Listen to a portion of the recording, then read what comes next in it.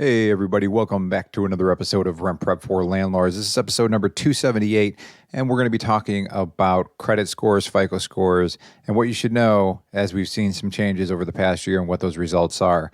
And we've actually done some internal data digging on this as well, and we're going to share all that with you on this brief and quick episode. 1, 2, 3, 4. Welcome to the Rent Prep for Landlords podcast. And now your hosts, Stephen White and Eric Worrell. So I saw a good discussion in the Rent Prep for Landlords Facebook group where somebody was asking about credit scores and if you allow tenants with a below 626 credit score, which I thought was a very specific credit score from the poster.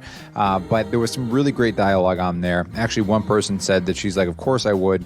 You can get an FHA loan for under a 600 credit score, which I had to look up for my own knowledge. And if you're not familiar, you can get an FHA loan. You just have to have a credit score of 580 to qualify for the low down payment advantage. So that's kind of something to be considerate of if you're thinking in terms of renters, right? You're looking at their credit scores and thinking about, should they be able to live in this rental? Well, there's a possibility that you might be thinking a 600 is pretty low, but they could actually even get a loan to potentially buy a house. So that's kind of interesting little tidbit. But we actually ran our own data because we were curious. And if you remember back a while ago, we talked about the fact that credit scores are going to be on the rise. And it turns out that was correct. And what we found from a study that we did inside of our office, our screening manager, Christy, headed this up. And what they did is they took the average score out of 530 samples, which we determined to be statistically significant. And the average credit score that we got for these renters having credit scores ran on them was 667. So that was interesting because we've always said it's about 650 from a previous test that we did several years ago, but that has risen 17 points based on our data. Now, is that data flawed? Well, I think in some ways all data is flawed. And what you could say about our data is that it is based on renters that actually have had a credit background check ran on them. Now, the reason I think that could make the data flawed a little bit is I think it could actually push it up a little bit because I think the people that know that they're going to have a credit score run on them are still going to apply to that rental property, where maybe the guy with a 560 credit score said, you know what, I'm not even going to make it in this rental. I'm going to go rent across the street where they don't run background and credit checks. So the 667, though, is based on 530 samples that we used from our own data. But there's also a new article that was posted September 17th, 2019, and this was from the National Association of Realtors, and it says that FICO scores surged to record high. So it says that credit scores are rising, which bodes well for mortgage seekers during the lowest rates. The average FICO credit score, which is a widely used measure of a person's creditworthiness, stands at 706, a record high according to a newly released FICO data. If you're wondering, well, how does that compare to years past? Well, in 2009, at the end of the recession, the average FICO score was 686, and then the scores averaged about 690 in 2006 during the housing bubble. So the FICO score in the range of 670 to 739 is considered good, and between 740 and 799 is very good. So they believe that the significant improvement in the overall population's credit profile has been the key driver of the 20-point increase in the national average of the FICO score over the past decade. These improvements are reflective of improving consumer financial health, as would be expected during a period of economic expansion.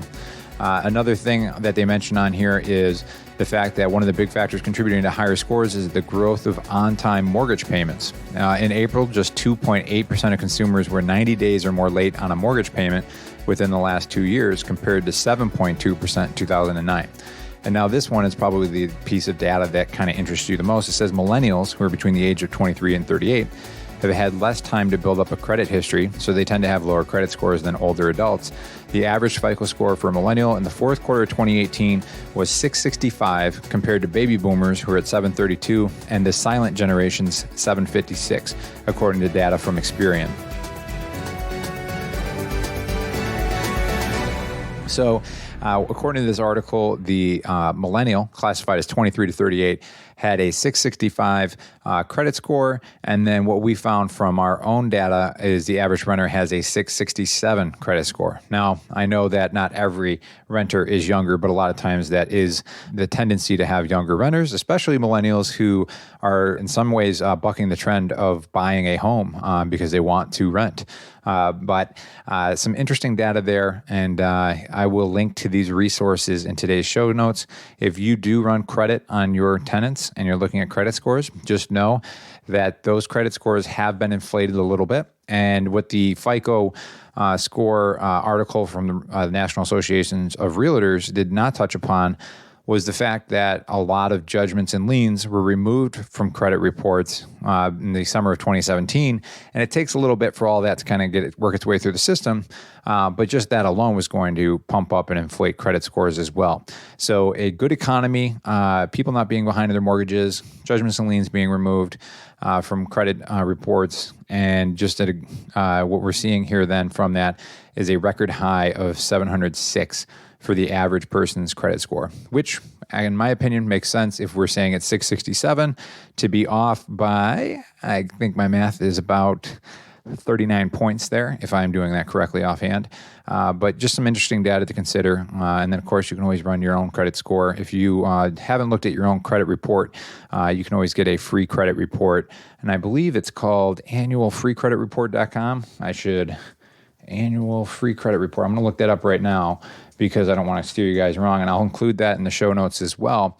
Annualcreditreport.com. That gives you access to your credit report, one from each bureau. So you can do this up to 3 times a year, and you can monitor your own credit score and make sure that you're in good standards as well. And I always recommend that over like Credit Karma or other sites. They typically tend to inflate your credit score to make you feel good, so you keep coming back to their site. Go with these sites because they're going to be more so based on FICO data and measures that are used by people who actually judge you by your credit. So that does it for today's episode. But if you guys want to join the conversation, always check us out on Facebook at the Rent Prep for Landlords Facebook group. And we look forward to seeing you in the group and hearing your feedback. And until next week, you guys have a great week and take care.